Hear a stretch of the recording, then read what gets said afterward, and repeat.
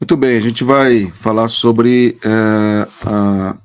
o gênero literário do saltério, e já falei algumas coisas sobre isso, e agora a gente vai continuar a falar sobre esse aspecto aí, que é muito importante para nós entendermos que, primeiramente, é, é, quando a gente pensa em gênero literário, isso em toda a escritura, nós temos vários gêneros literários, e no caso do saltério, nós temos aí poesia. E a poesia deve ser interpretada como de fato é, uma poesia hebraica, não a poesia conforme nós entendemos, que é dentro da nossa estrutura poética, que é rima, mas nós temos que entender como é a construção de uma poesia hebraica.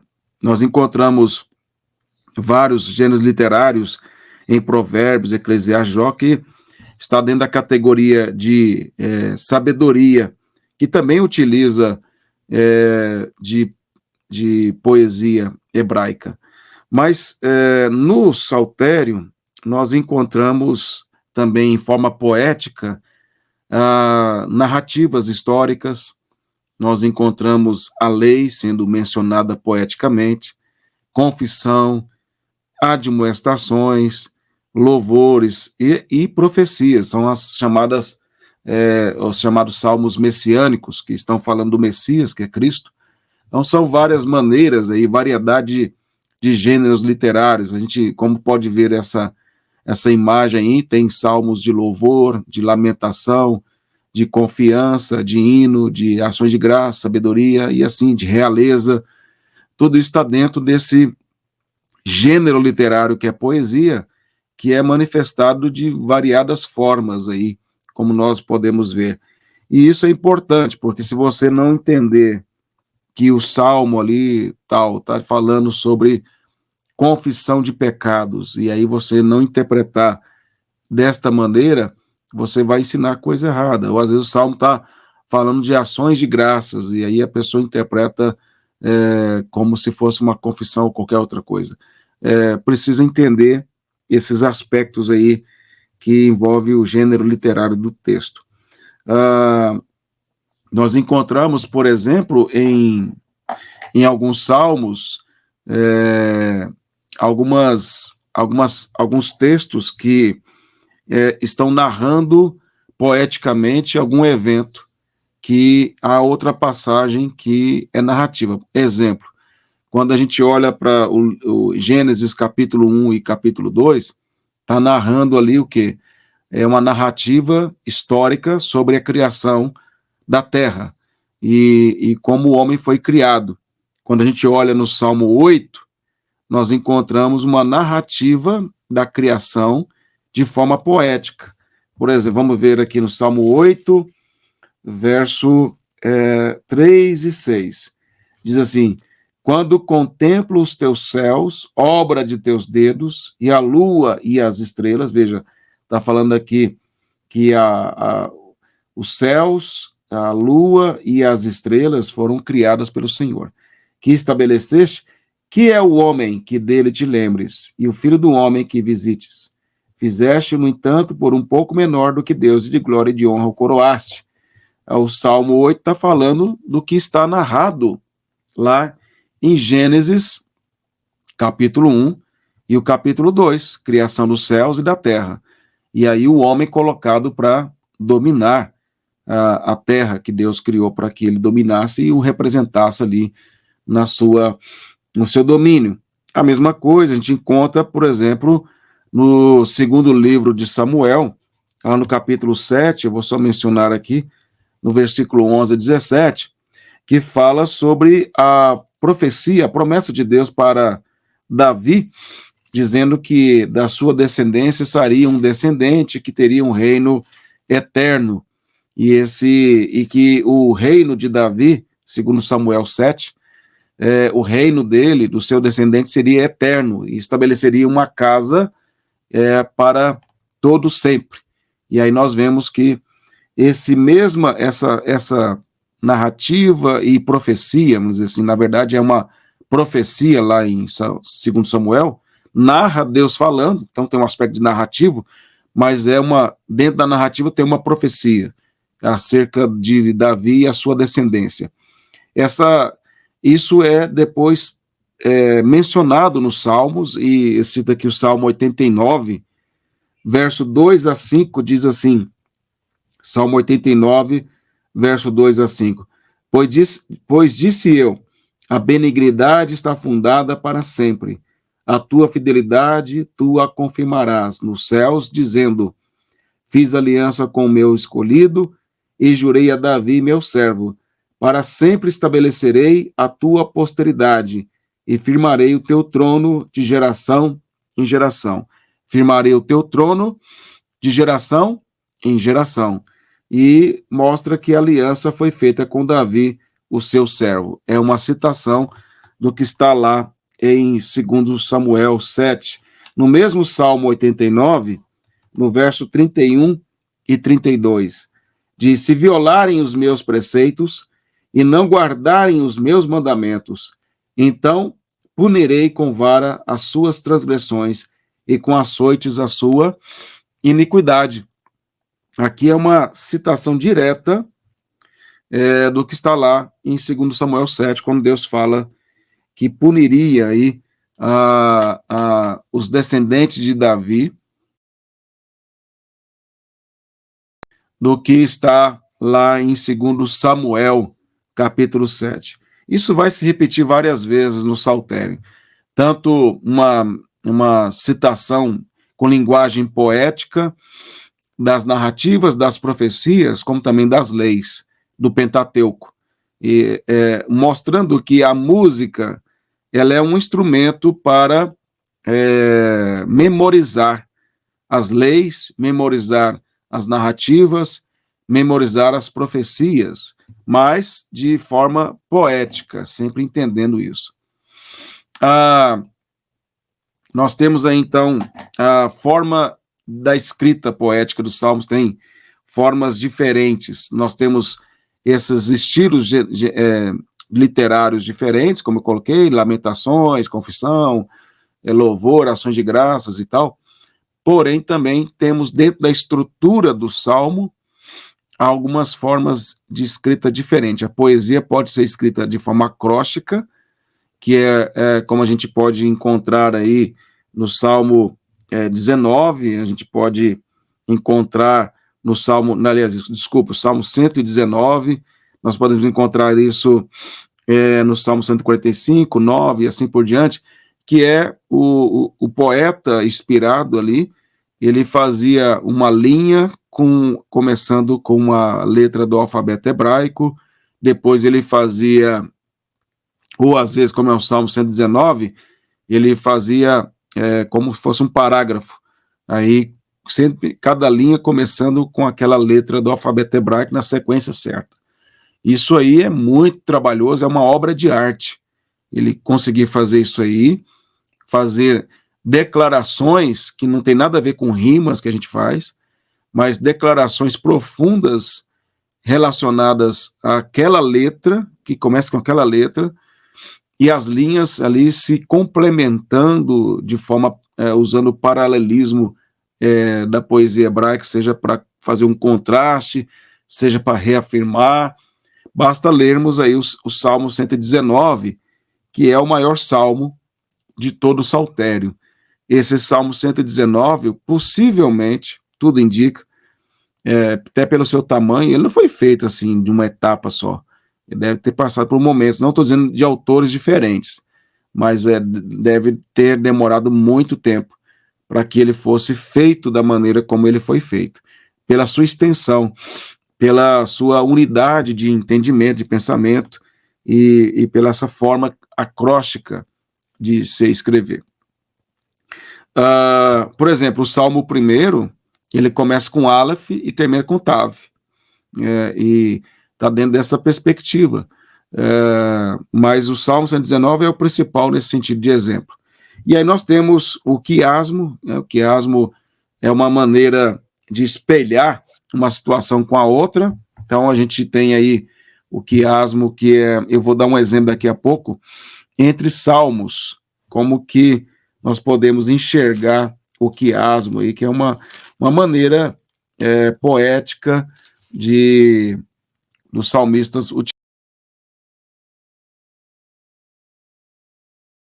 utilizarmos aqui. Primeiro que, quando a gente pensa aí nessa questão, por que que o Salmo 49 está aqui, né? Deixa eu só descartar essa alteração aqui. Por que que o Salmo 49 está aqui e o Salmo 52 é esse? Porque o Salmo 50 é esse e o 51 é esse, né? A numeração a gente sabe que foi colocada recentemente na história. Isso aqui não foi feito pelo salmista, número de salmo. Mas o local onde ele está dentro do livro, sim. Por que que é esse e não outro? Porque quem editou, ou os que editaram, que são os compiladores, eles montaram os salmos como quiasmo, para poder mostrar didaticamente uma mensagem, que as nações não se arrependem diante da exortação do Senhor, e por isso elas são culpadas por causa dos seus pecados, e por outro lado, que o povo da aliança também é exortado ao arrependimento, e que mesmo que esteja em gravíssimo pecado como Davi, é possível se arrepender dos seus pecados e fazer como Davi e ser perdoado, entendeu? Então a ideia de montagem dos salmos aí é totalmente proposital, não é por acaso, é tudo dentro de um propósito. Alguma dúvida aí? Agora, falando sobre a autoria aqui dos salmos, antes de falar da quantidade e dos salmos que envolvem, nós temos muitos salmos que não são identificados. E outros, os compiladores colocaram aí o nome dos autores aí. O Van Groningen, ele vai falar sobre, porque no hebraico fica salmos de, que pode ser traduzido salmos para, né? E no hebraico. Mas ele demonstra, e não vou entrar nisso aqui, é uma questão simples, eu entendo que não é tão complexo assim, porque o entendimento normal é que se traduz salmo de, que pertencendo a alguém, né, a autoria, e não salmo para Davi.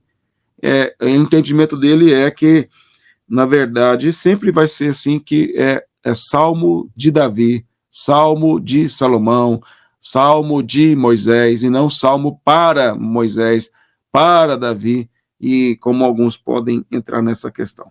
Só para ficar claro. Vamos lá. Por exemplo, o Salmo 18, o Dr. Van Groningen fala que fica bem fácil de entender. O Salmo 18, deixa eu abrir aqui. Salmo 18, está lá, o mestre de canto, Salmo de Davi, servo do Senhor. Então, não é salmo para Davi, salmo de Davi, né? Servo do Senhor, o qual dirigiu ao Senhor as palavras desse cântico, no dia em que o Senhor o livrou de todos os seus inimigos e das mãos de Saul. E aí nós temos, essa parte seria do compilador, e a parte inspirada está mostrando que o Salmo de Davi, em que contexto foi escrito. Esse Salmo 18, ele é ele é uma menção ao que está lá em 2 Samuel 22, verso 1 e 2. 2 Samuel 22, verso 1 e 2. Falou Davi ao Senhor as palavras deste cântico, no dia em que o Senhor o livrou das mãos de todos os seus inimigos e das mãos de Saul. Aí ele disse, esse Salmo 18 está em 2 Samuel 22, verso 1 e 2. Então, essa parte aqui, em que fala que o Salmo é de Davi, em que momento ele escreveu, está lá em 2 Samuel.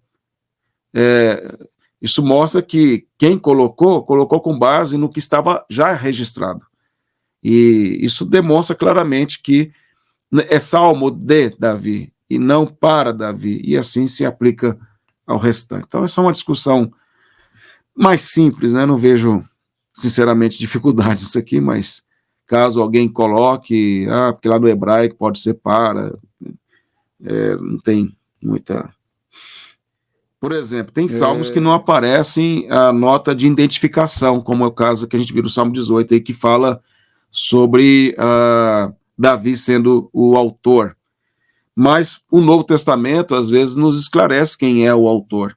E aí, com o que o Novo Testamento fala, fica claro. Por exemplo, lá em Hebreus 4, 7, diz que o Salmo 95 foi escrito por Davi. De novo, determina certo dia, hoje, falando por Davi, muito tempo depois, segundo antes fora declarado, hoje, se ouvirdes a sua voz, não endureçais o vosso coração. Isso seria uma citação, lá em Hebreus 4, 7, do Salmo 95. E se a gente olhar lá o Salmo 95, não há identificação. O compilador não colocou que é um Salmo de Davi, mas eu sei que é de Davi porque o Novo Testamento diz que é. E se ele diz que é. Quando a gente olha também lá no caso do Salmo 2, o Salmo 2 também não há uma identificação, dizendo que foi Davi quem escreveu. Lá não diz nada disso. Mas lá em Atos 4, verso 25, diz assim, que disseste por intermédio do Espírito Santo por boca de Davi, nosso pai, teu servo, porque se enfurecem os gentios e os povos imaginam coisas vãs. Levantam-se os reis da terra e as autoridades ajuntaram-se a uma contra o Senhor e o seu ungido. Aí veja, está atribuindo o Salmo 2 a Davi, dizendo que estava se cumprindo o que estava lá da conspiração. É interessante, né, porque aí Pedro está falando que o que Davi falou lá da conspiração dos povos contra o Senhor, seu ungido, na verdade é uma conspiração contra Cristo, que é o ungido do Senhor. Aí ele está usando aquilo como uma profecia messiânica para falar que se cumpriu em Jesus, na conspiração deles contra o Senhor Jesus. Isso aí é muito importante. Veja, a gente está usando o Novo Testamento para interpretar os Salmos e para mostrar para nós quem é o autor. Isso não vai acontecer com todos os Salmos, mas em grande parte nós teremos essas informações. Um detalhe aí sobre isso é que se o Salmo 2, Atos, nos mostra que o autor é Davi, o Salmo 1, até onde eu conheço, não há nenhum texto dizendo quem é o autor. Então eu não posso dizer que o Salmo 1 é Davi quem escreveu. O Salmo 2 eu posso dizer, porque o Novo Testamento diz, mas o Salmo 1 não posso dizer. Agora, existem algumas possibilidades com relação ao Salmo 1. E quais seriam nesse caso? Primeiro, que o Salmo 1 poderia ser ter sido escrito por Davi, não estou descartando essa possibilidade, mas também o Salmo 1 poderia ter sido escrito pelo compilador final do Saltério, ou quem montou o primeiro livro, como uma introdução. Eu diria que é mais para o compilador final. Por quê? Porque aí ele pega a montagem de todos os 5 livros e ele faz uma introdução com o Salmo 1, linkado ao Salmo 2, que foi escrito por Davi, para dizer que é isso que o Saltério ensina. É mais ou menos essa... A gente vai trabalhar depois isso quando falarmos sobre o Salmo 1 e o 2, com as colunas aí do Saltério. E é uma discussão interessante. Essa já é uma discussão bem interessante para a gente fazer sobre a autoria do Salmo 1. Que do 2 já sabemos, que é Davi. Mas do 1 a gente não sabe. Mas o 1 e o 2 estão vinculados em termos de mensagem. Agora, sobre as autorias aí, né? Nós temos 73 salmos, tem 12 salmos, e descendentes de Coré, ou coraitas, aí nós temos 10 salmos, e Salomão 2, e nós temos Remã, Etã e Moisés, cada um com salmo, e temos de autoria desconhecida, aí estão as as autorias aí, né?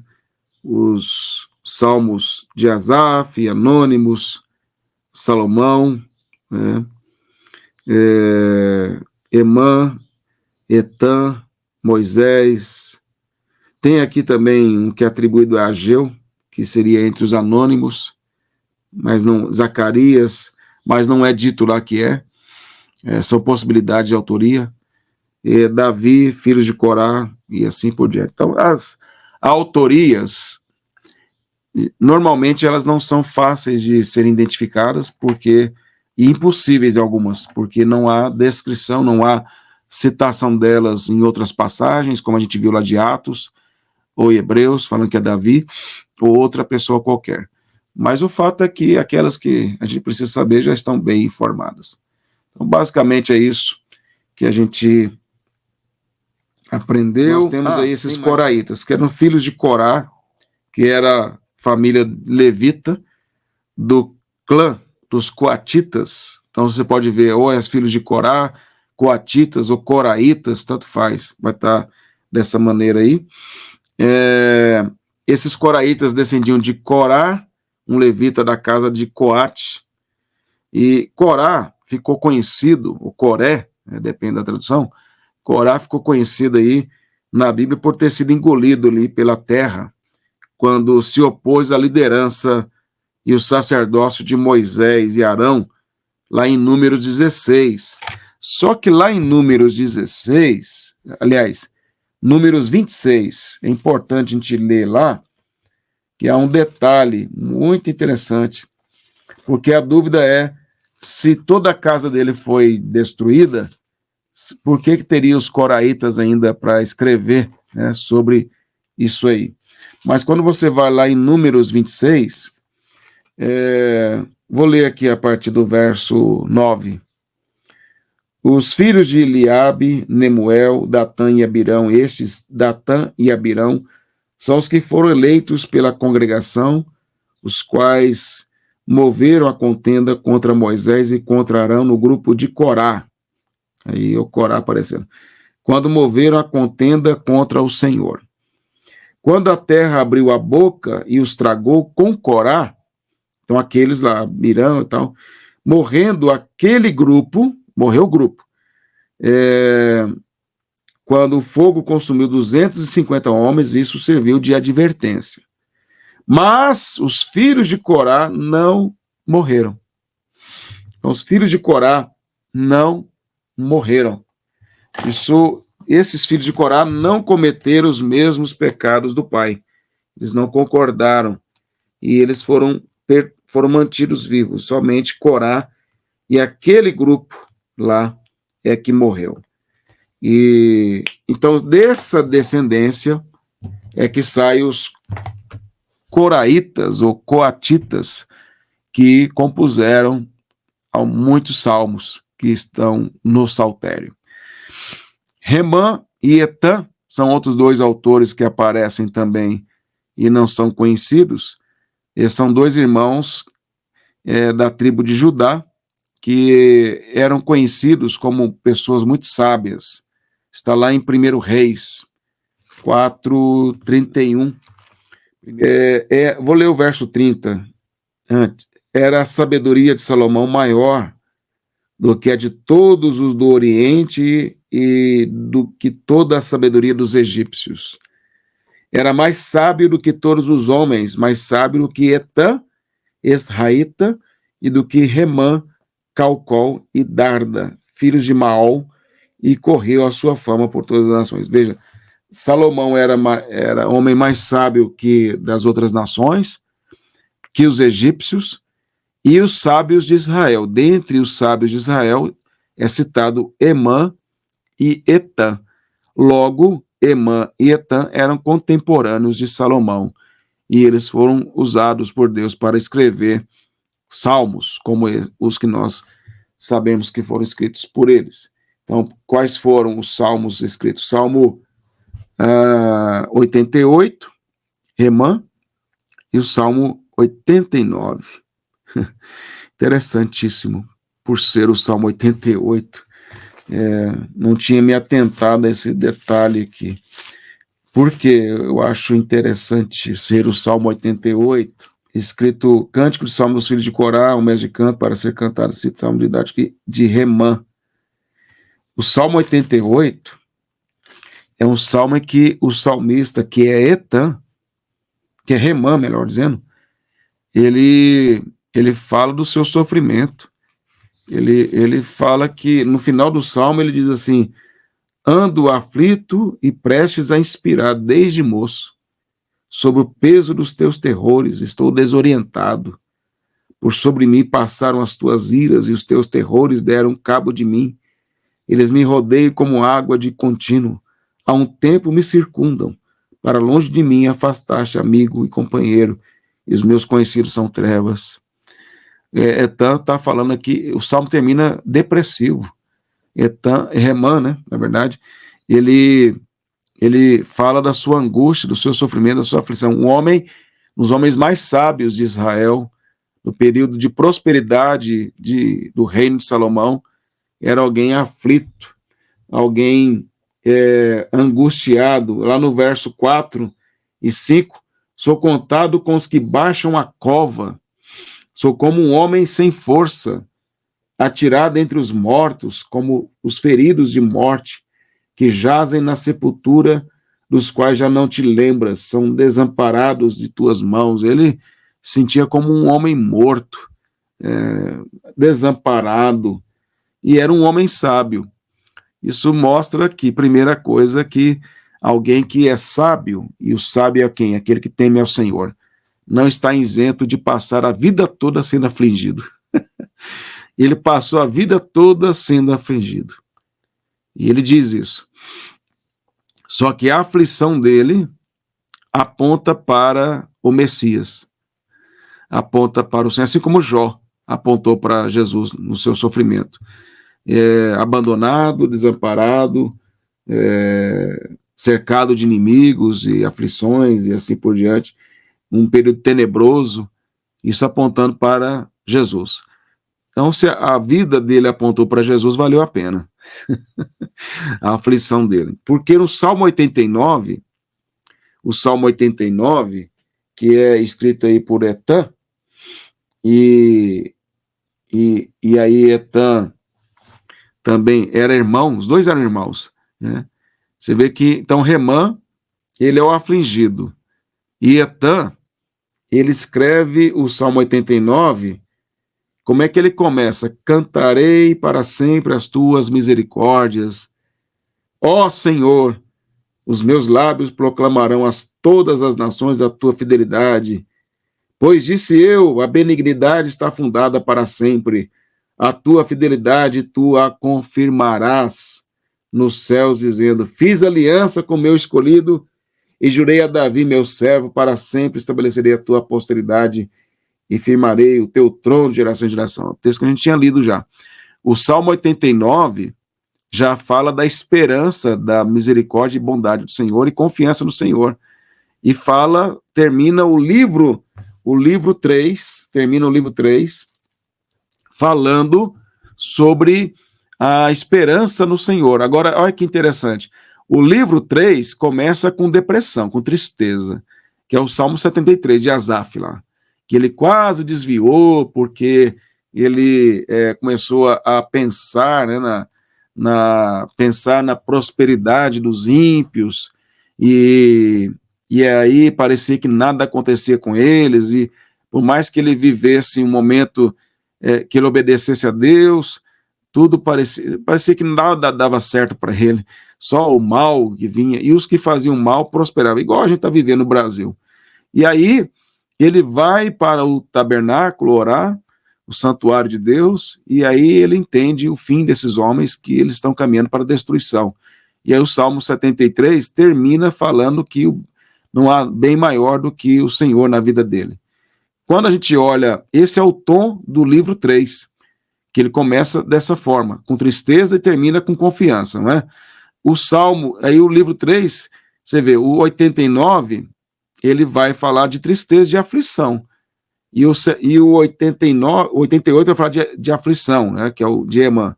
E o de Etan aí, que é o que vai fechar o livro, 89, termina com esperança, com confiança na aliança.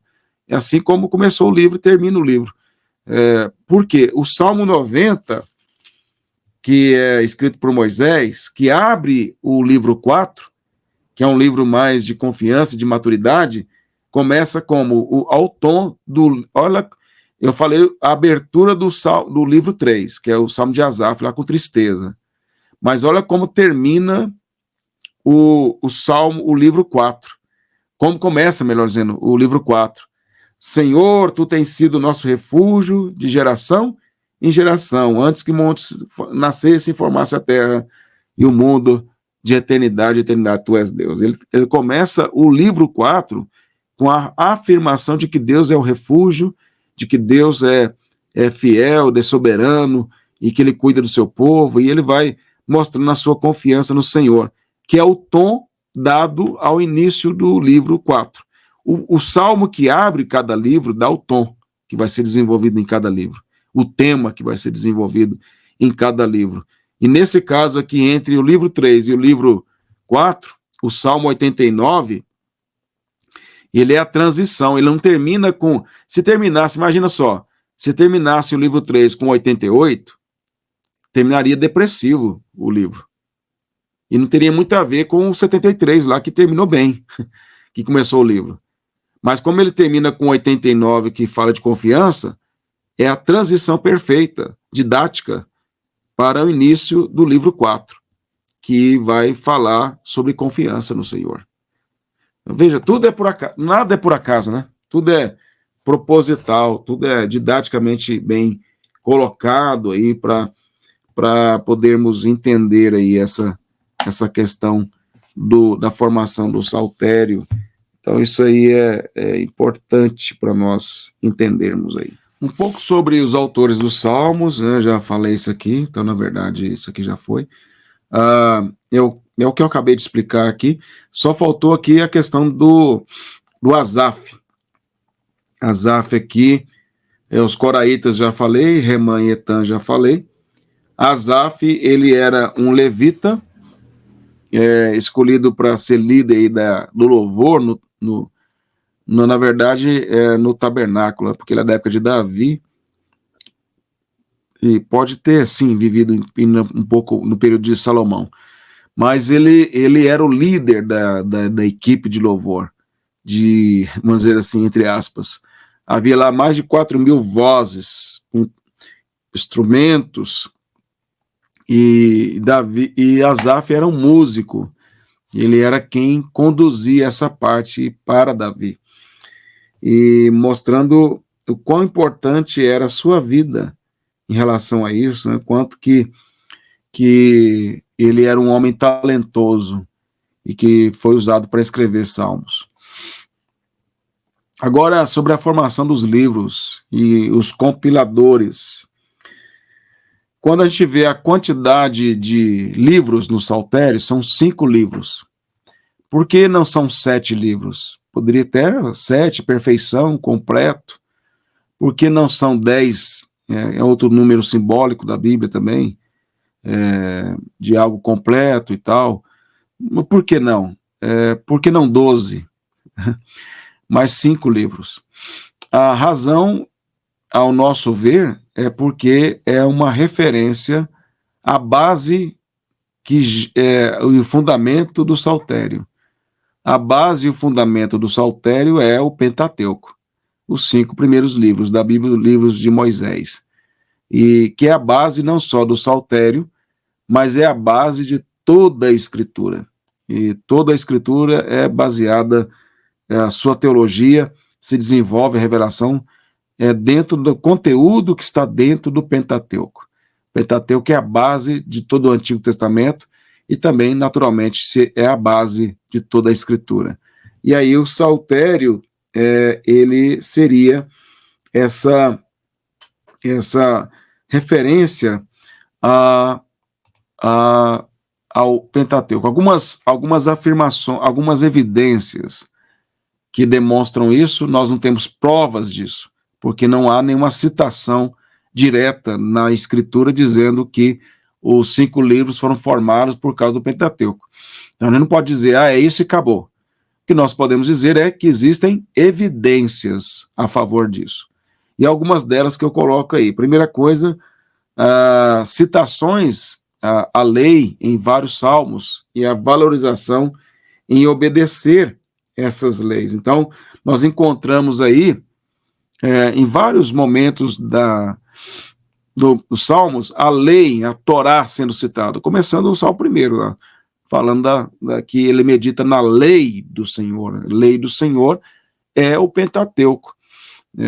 A gente vê menções assim como mandamentos, juízos, preceitos do Senhor, todas as expressões usadas no Pentateuco.